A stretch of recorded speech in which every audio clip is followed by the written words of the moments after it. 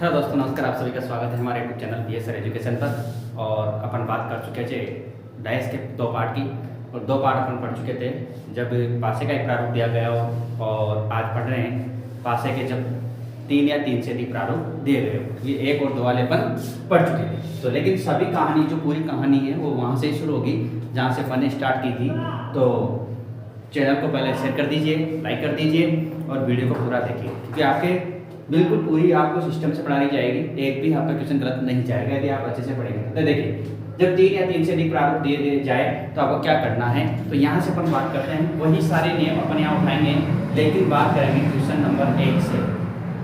जैसे मान लो कोई क्वेश्चन आपके आ जाता है 1 2 3 2 3 4 3 4 5, और ये फर्स्ट प्रारूप, ये सेकंड प्रारूप और ये थर्ड प्रारूप, और पूछा जाए कि एक के विपरीत क्या होगा, एक के विपरीत फलक पर कौन सा अंक होगा। तो अपन ने जो वहां पर जो सारे नियम पढ़े थे वही नियम यहाँ पर अपन को दोहराना है। तो देखो यहाँ पर देखिए कि एक यहाँ है, इसके अलावा कहीं पर भी आपको एक दिखाई नहीं दे रहा, लेकिन एक के साथ 2 और 3 यहाँ दिख रहे हैं। तो एक के विपरीत कौन आएगा, 4। तो आपका सही आंसर क्या हो जाएगा, 4 हो जाएगा। आपसे पूछे कि 2 के विपरीत क्या होगा, 2 के विपरीत क्या होगा। तो देखो 2 यहाँ दिख रहा है, 2 यहाँ पे दिख रहा है, लेकिन 2 के साथ यहाँ 1 और 3 कहीं दिखाई नहीं दे रहा, लेकिन 2 यहाँ पर, 3 और 4 यहाँ पे आ रहा है, 3 और 4 यहाँ पे आ रहा है। तो क्या बच रहा है, 5। तो 2 के विपरीत क्या हो जाएगा, 5। और उसके अलावा फिर आपसे पूछेगा कि 3 के विपरीत, तो 3 के विपरीत क्या हो जाएगा, 6। तो यदि आपके पास 3 या 3 से अधिक प्रारूप दे दे तो आपको पहले जो मिल रहा है उसको काटना है। यदि कोई 2 अंक मिल रहे हैं तो उनको काटने के पश्चात जो अंक शेष बचता है वही उसके विपरीत होता है। तो सबसे पहले आपको यहाँ पर काट के और निकालना है। देख लीजिए जल्दी से, फिर करते हैं अपन अगला क्वेश्चन जल्दी से। ठीक है, जल्दी से देख लीजिए।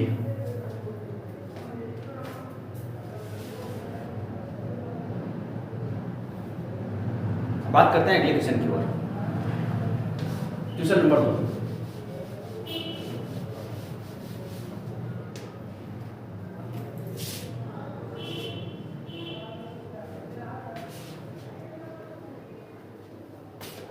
2 3 4 और ये 3 प्रारूप आपको दे दिया है। इस पहला प्रारूप है 2 3 4, फिर दे दिया 1 2 4, ये सेकंड प्रारूप हो जाएगा। और थर्ड प्रारूप आपको देते, मान लो जैसे कि यहाँ पर दे दिया उसने 3 4 और 6, और पूछा जाए आपसे कि यहाँ पर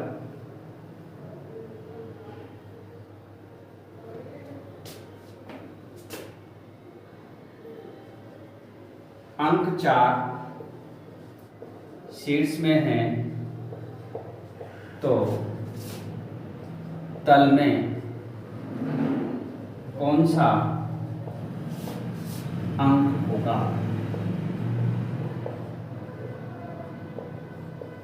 यदि अंक 4 शीर्ष पे आ रहा है तो इसके तल में जो नीचे की साइड में कौन सा अंक होगा।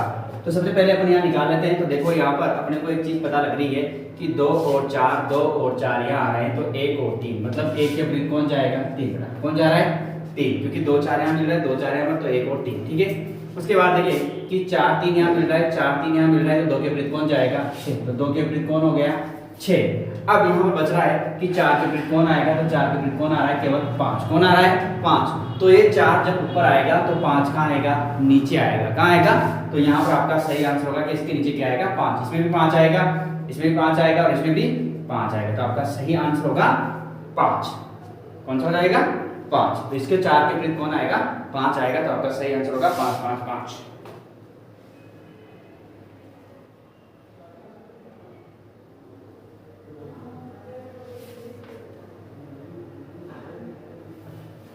एक और क्वेश्चन देखते हैं। Question number 3।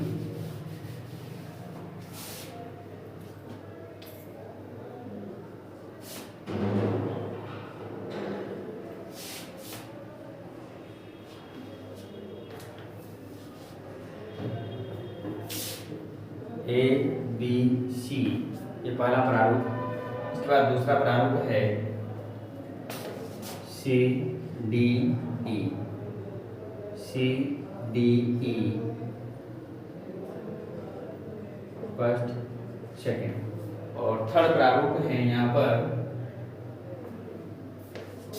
ए ई एफ। और आपसे पूछा जाए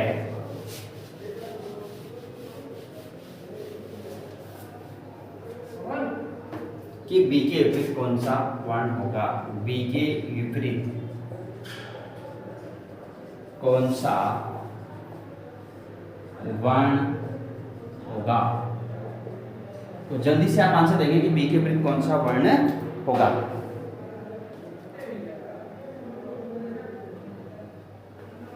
तो देखिए मित्रों, यहाँ पर आपके पास वही है, वर्ण दे रखे हैं, कोई दिक्कत नहीं है। बी यहाँ पे आ रहा है, यहाँ ए और सी कहीं पर भी डी ई एफ ऐसा दिया एफ है, ठीक है। अब यहाँ पर और जगह तो बी कहीं आ नहीं रहा है, लेकिन अपने को एक चीज पता लगे क्या कुछ वैसे हैं जो कुछ कॉमन आ रहे हैं, तो यहाँ पर ऐसा कहीं पर भी नहीं है। तो फिर बी के विपरीत क्या होगा, ए सी कहीं नहीं मिल रहा, बी सी कहीं नहीं मिल रहा, बी ए कहीं नहीं मिल रहा, यहाँ डी ई आ रहा है, डी ई कहीं नहीं मिल रहा, सी कहीं नहीं मिल रहा। तो फिर क्या करें भाई, फिर यार इन दोनों में देखें फर्स्ट और सेकंड, किसमें देखें फर्स्ट और सेकंड में, समझ लेना भाई, फर्स्ट प्रारूप और एक सेकंड प्रारूप। अब इन दोनों में कोई ना कोई अपने को कॉमन आएगा। कॉमन कौन आ रहा है भाई, सी। कौन आ रहा है, सी। सी को पकड़ के घूमेंगे घड़ी की दिशा में, कहाँ चलेंगे, घड़ी की दिशा में। तो पहले में सी आया, सी के बाद फिर ए आएगा, ए के बाद में फिर बी आएगा, फिर इधर पहले सी आया, सी के बाद डी आया, और डी के बाद कौन आया, ई आया। तो अपन कहेंगे कि बी के विपरीत ई होगा, ए के विपरीत डी होगा, और सी के विपरीत कौन होगा, एफ होगा, क्योंकि जो शेष बचता है वही उठता है। तो यहाँ बी के विपरीत कौन आएगा, ई। तो आपका सही आंसर होगा ई। कौन सा हो जाएगा, ई आपका सही आंसर हो जाएगा। वही क्लॉकवाइज घूमने वाली स्थिति से अपन ने टाइप नंबर 2 में पढ़ी थी, ऐसी चीज की कंडीशंस कि जब कोई भी अंक आपको नहीं मिले तो आपको कोई सा भी एक अंक पकड़ के क्या होगा, सॉरी कोई भी यदि आपको कोई सा भी एक अंक मिल जाए तो उसको पकड़ के घड़ी की दिशा में घूमते हैं। यहाँ से काम हो गया, आप इससे और इससे भी निकाल सकते हो, इससे भी निकाल सकते हो, किसी से भी निकालना है आपको, एक निकालना होगा, ठीक है।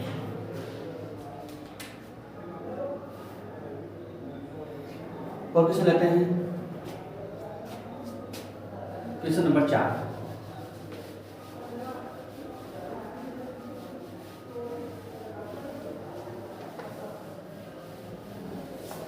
Question number 4।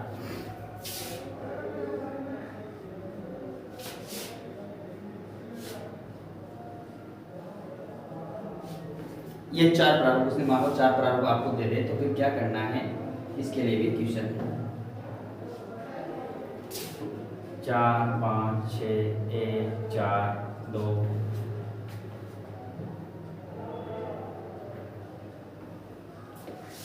2 3 6 और लास्ट में बच रहा है 1 3 5। और पूछ ले कि 5 के विपरीत क्या होगा, 5 के विपरीत कौन सा अंक होगा। तो 5 के विपरीत लगभग कौन सा, जल्दी से आंसर देंगे आप लोग कमेंट्स करके कि इस 5 के विपरीत कौन सा अंक होगा। तो देखो मित्रों, यहाँ पर आपको वही तरीका, 5 यहाँ आ रहा है और 5 यहाँ आ रहा है, 5 के साथ 4 और 6, 4 और 6 कहीं पर भी नहीं आ रहा, लेकिन 5 आ रहा है, इसके साथ 1 और 3 आ रहा है, और लेकिन कहीं पर भी 1 और 3 नहीं आ रहा है। तो फिर इसको और इसको देख लेते हैं, इस प्रारूप और इस प्रारूप को देख लेते हैं कि फर्स्ट एंड सेकंड को अपन देखेंगे। तो फर्स्ट और ये हो गया सेकंड, इसमें 4 मिल रहा है, इसमें भी 4 मिल रहा है, 4 को पकड़ के घूम जाएंगे। तो यहाँ पहले 4 आएगा, 4 के बाद ऊपर चलेंगे 6 आएगा, फिर 5 आएगा, 4 के बाद 1 आएगा, फिर 2 आएगा। तो 2 के विपरीत कौन आएगा, 5, और 1 के विपरीत कौन आएगा, 6, और 4 के विपरीत को जो अंक शेष बच रहा है वही होगा। तो यहाँ पर किसका पूछा है, 5 का। तो 5 का कौन सा आंसर सही है आपका, 2, कि 5 के विपरीत लगभग कौन सा अंक आएगा, 2 आपका सही आंसर होगा। ठीक है भाई, चलते हैं अपन अगले क्वेश्चन की ओर। ये हम पढ़ रहे हैं जब 5 से 3 या 3 से अधिक प्रारूप आपको दे दे। अगला क्वेश्चन, क्वेश्चन नंबर 5।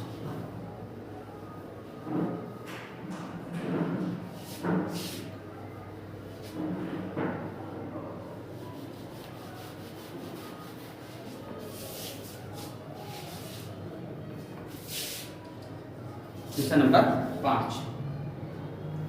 मान लो उसे दे दिया 2 5 1 ये प्रारूप फर्स्ट, फिर दे दिया उसने 1 5 6 1 5 6 और मान लो फिर दे दिया उसने 4 5 6 4 5 6 और फिर लास्ट में दे दिया उसने मान लो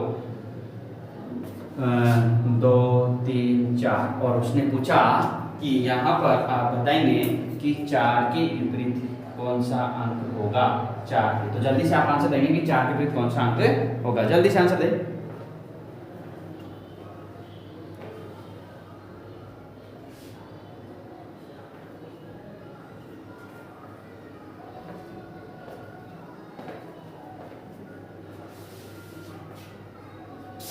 तो देखो मित्रों 4, अब 4 कहाँ आ रहा है, यहाँ पर और यहाँ पर, लेकिन 4 के साथ है देखो 5 और 6, यहाँ पे 5 और 4 आए तो 4 के विपरीत कौन आएगा 1। तो आपका सही आंसर हो जाएगा 1। क्या हो जाएगा 1 आपका सही आंसर हो जाएगा, बिल्कुल सही आंसर क्या होगा आपका 1। ठीक है, तो 4 के विपरीत क्या हो गया 1। एक और क्वेश्चन कर लेते हैं।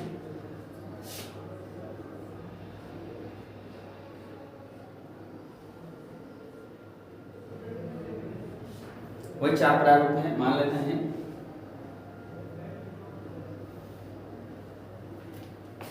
1 3 6 फर्स्ट प्रारूप हो गया, फिर 2 4 5 सेकंड प्रारूप हो गया और फिर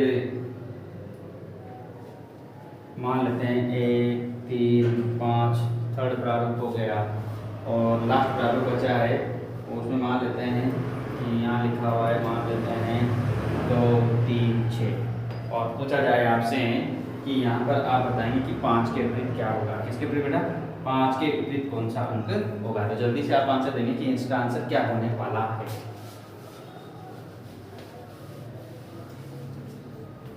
इसका आंसर क्या होने वाला है, तो देखिए मित्रों 5 यहाँ पे आ रहा है, यहाँ पर आ रहा है और ये कहाँ पर आ रहा है, लेकिन इसके साथ 2 4 आ रहा है जो कहीं पर भी 2 4 नहीं आ रहा है।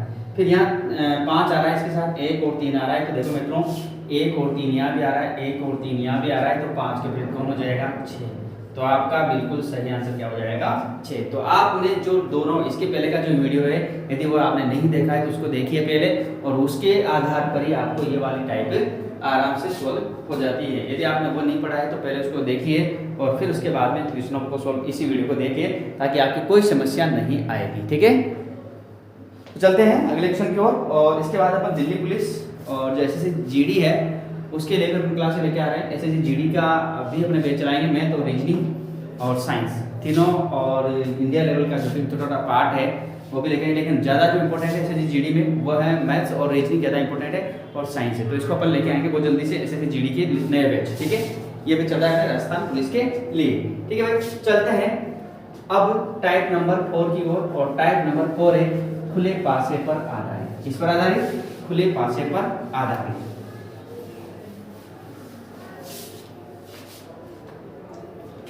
टाइप नंबर 4 है खुले पासे पर आधारित। ठीक है, इसका पहला क्वेश्चन अपन लेते हैं।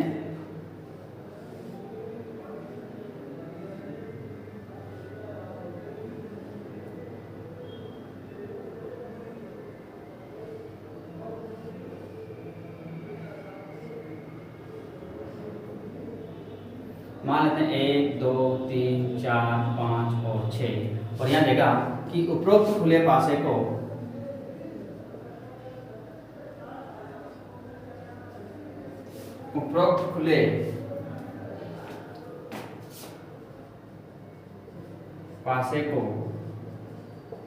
बंद करने पर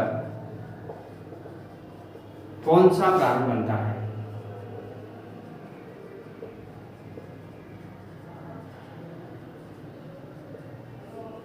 उपरोक्त खुले पासे को बंद करने पर कौन सा प्रारूप बनेगा। तो ये आपको बताना है कि कौन सा प्रारूप बनेगा। उपरोक्त खुले पासे को बंद करने पर कौन सा प्रारूप बनेगा। तो देखो मित्रों इसमें आपको ऐसे डायग्राम देगा हो,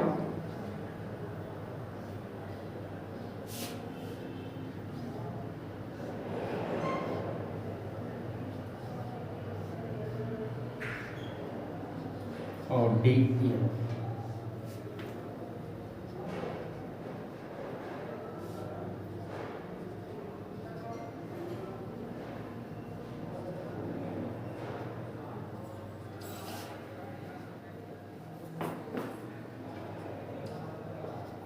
और यहाँ बताना है कि कौन सा पासा है इसको बंद करने पर प्रारूप बन जाए। तो इस टाइप के क्वेश्चन भी आपसे पूछते हैं। यहाँ पर वो अंकों की जगह कुछ भी दे सकता है आपको, तो वो भी आपको ध्यान आना चाहिए।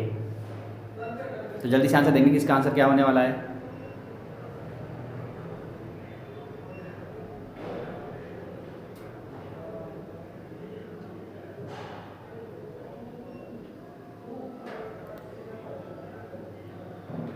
तो देखिए मित्रों, बिल्कुल सिंपल सा है। यहाँ पर प्रोसेस ये ध्यान रखना कि एक को छोड़कर एक, फर्स्ट थर्ड के साथ और सेकंड फोर्थ के साथ, और जो बचेगा वो एक दूसरे के विपरीत। तो मैं कहूँगा कि एक के विपरीत कौन होगा 3, और 2 के विपरीत कौन होगा तो आप कहेंगे 4, और 5 के विपरीत कौन होगा तो आप कहेंगे 6। तो ध्यान रखना कि एक के विपरीत कौन होगा 3, और 2 के विपरीत कौन होगा 4, और 5 के विपरीत कौन होगा 6। अब यदि ये दोनों प्रारूप, आप ये दोनों अंक दोनों साथ साथ, जैसे 1 3 दिख जाए, 2 4 दिख जाए, या 5 6 दिख जाए, तो यदि ये प्रारूप आपको दिखता है तो वो प्रारूप नहीं बनेगा। क्योंकि जो फलक, जो अंक सामने होता है वो कभी, जो विपरीत वाला और सामने वाला जो अंक होता है, कभी भी एक साथ आपको नजर नहीं आएंगे। क्योंकि एक साथ नजर आएंगे आपको तो फिर वो विपरीत अंक होगा ही भी नहीं। तो यहाँ पर आपको ध्यान रखना है कि एक के विपरीत कौन होगा 3, तो ये 1 और 3 जहाँ पर दिखेगा, यहाँ पर दिखा तो ये प्रारूप नहीं बनेगा। 2 और 4 यहाँ दिख रहा है तो प्रारूप भी नहीं बनेगा।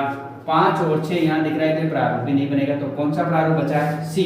तो कौन सा प्रारूप बनेगा यहाँ पर सी, क्योंकि इसमें 1 और 3 नजर नहीं आ रहे, 2 और 4 नजर नहीं आ रहे, 5 और 6 भी नजर नहीं आ रहे। तो कौन सा प्रारूप यहाँ बनना संभव है, तो आप कहेंगे कि सी बिल्कुल यहाँ पर सही आंसर होगा।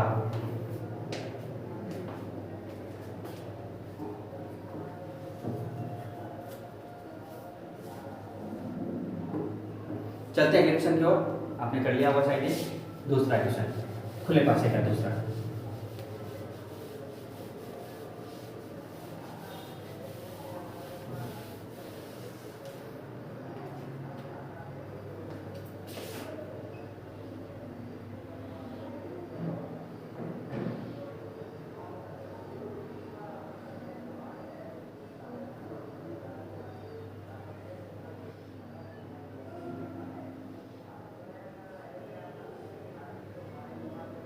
मान लो ऐसा प्रारूप उसने आपको दे दिया, और इसमें मान लो ऐसे आकृति दे दी, जैसे यहाँ पर मान लो उसने दे दिया त्रिभुज, यहाँ दे दिया उसने मान लो गुणा, यहाँ दे दिया उसने मान लो बराबर, फिर इसमें नीचे वाले दे दिया मान लो उसने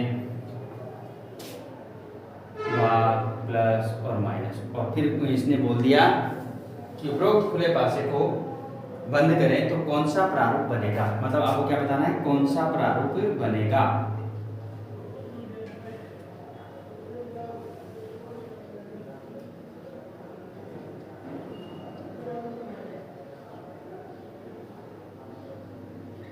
बी ऑप्शन है, सी ऑप्शन है, और फिर डी ऑप्शन है।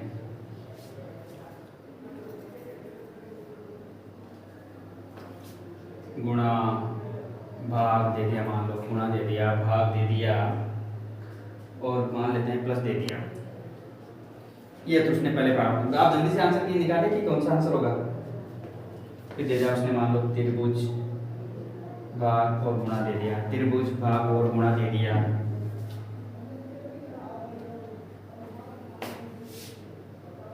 बराबर, त्रिभुज भाग बराबर। फिर मान लो उसने त्रिभुज गुणा और भाग और गुणा दे दिया, और लास्ट में दे दिया मान लेते हैं इसने माइनस गुणा और भाग दे दिया। अब इसमें से कौन सा प्रारूप बनेगा। तरीका वही है मित्रों, बिल्कुल भी तरीके को चेंज नहीं करना है, तरीका वही रहेगा बिल्कुल। और इस टाइप का क्वेश्चन आपको एसएससी में पूछा जाता है, एसएससी में राजस्थान पुलिस में पूछते हैं। तो आपको ध्यान रखना है कि ऐसे क्वेश्चन आपको आने ही चाहिए। किसी भी कंडीशंस में ऐसा नहीं होना चाहिए कि आपको क्वेश्चन नहीं आए।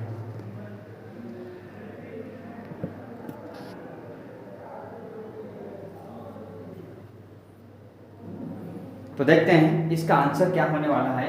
तो देखो मित्रों, मैंने जो तरीका बताया वही कि त्रिभुज के पीछे कौन जाएगा बराबर, तो आप कहेंगे सर त्रिभुज के पीछे का कौन आएगा बराबर, और भाग के विपरीत कौन आएगा माइनस, तो ये भाग के विपरीत कौन आएगा माइनस।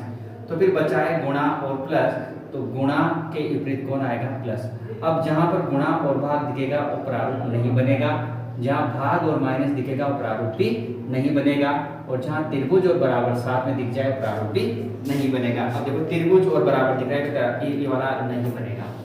फिर ध्यान देखो, भाग और माइनस, यहाँ भाग और माइनस नहीं है, ठीक है। गुणा और प्लस इसमें है, तो ये प्रारूपी नहीं बनेगा। यहाँ देख लेते हैं, त्रिभुज के साथ बराबर नहीं है, भाग के साथ माइनस नहीं है, और गुणा के साथ प्लस नहीं है, तो कौन सा प्रारूप बनेगा इसमें? सी। इसको चेक कर लेते हैं, गुणा के साथ प्लस नहीं है, भाग के साथ माइनस, भाग के साथ यहाँ माइनस है, तो प्रारूप नहीं बनेगा। तो मित्रों कौन सा प्रारूप बनेगा यहाँ पर? सी आपका सही आंसर हो जाएगा। तो ये थे अपने जो आकृति पूर्ण करने पर आधारित जो क्वेश्चन बनते हैं, वो इस खुली आकृति पर आधारित जो क्वेश्चन बनते हैं वो इस टाइप के बनते हैं, ठीक है। उसके बाद में एक दो क्वेश्चन और है जिनको अपन कहते हैं प्रश्नवाचक चिन्ह, जो कि बहुत इंपॉर्टेंट होते हैं वहाँ पे, वो भी, तो उसको भी अपन कर लेते हैं। और इसके अलावा यदि आपको इसकी जो पीडीएफ क्वेश्चन आधारित पीडीएफ सॉल्व करनी है, वो आप टेलीग्राम ग्रुप में जाइए और वहाँ से आपको टेलीग्राम ग्रुप में पीडीएफ इसकी मिल जाएगी।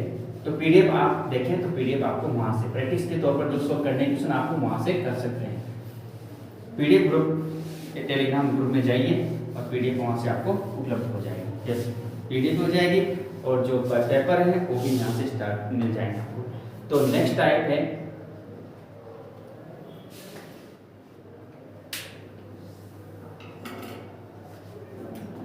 टाइप नंबर 5, जो भी है प्रश्नवाचक चिन्ह पर आधारित।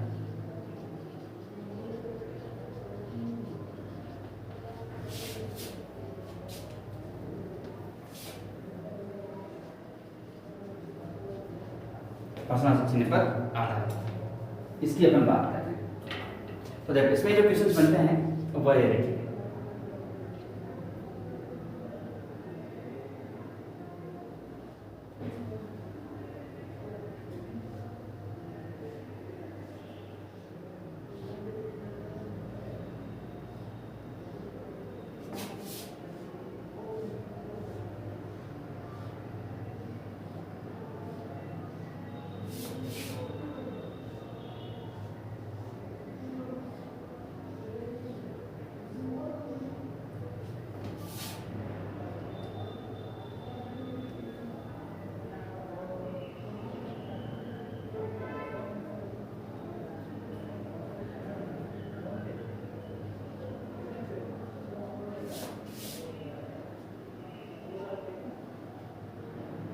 ये दे दिया उसने प्रश्नवाचक चिन्ह कि यहाँ पर प्रश्नवाचक चिन्ह के स्थान पर कौन सा अंक आएगा।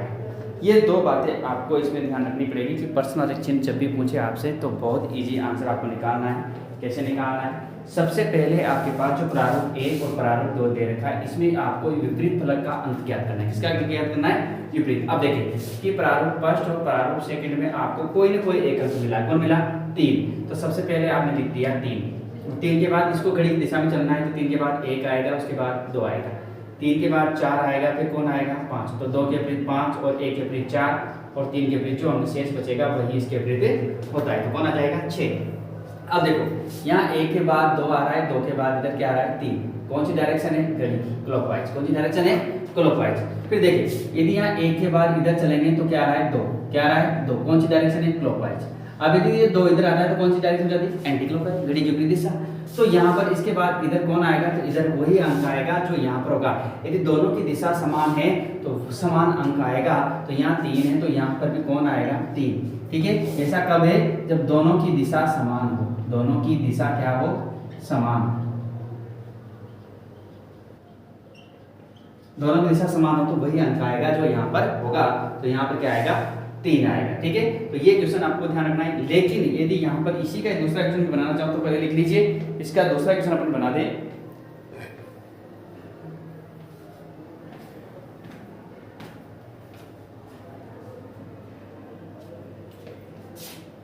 मान लेते हैं ये दूसरा क्वेश्चन और इसने उसने थोड़ा सा चेंज कर दिया।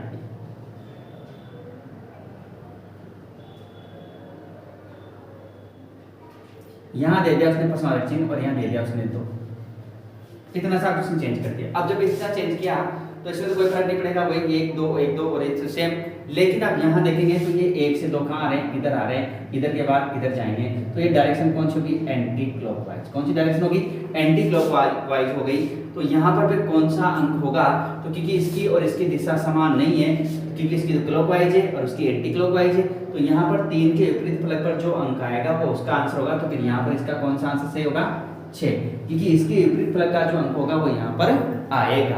तो यहाँ पर ध्यान रखना, यदि दोनों की दिशा समान है तो आंसर वही आएगा जो वहां पर है, लेकिन यदि दोनों की दिशा अलग है, इसकी क्लॉकवाइज है, इसकी घड़ी की दिशा है, इसकी घड़ी की विपरीत दिशा है, तो फिर आंसर वो आएगा जो इस अंक के विपरीत फलक पर जो अंक होता है वो इसका आंसर यहाँ पर होगा। तो इस प्रकार के क्वेश्चन और भी बनते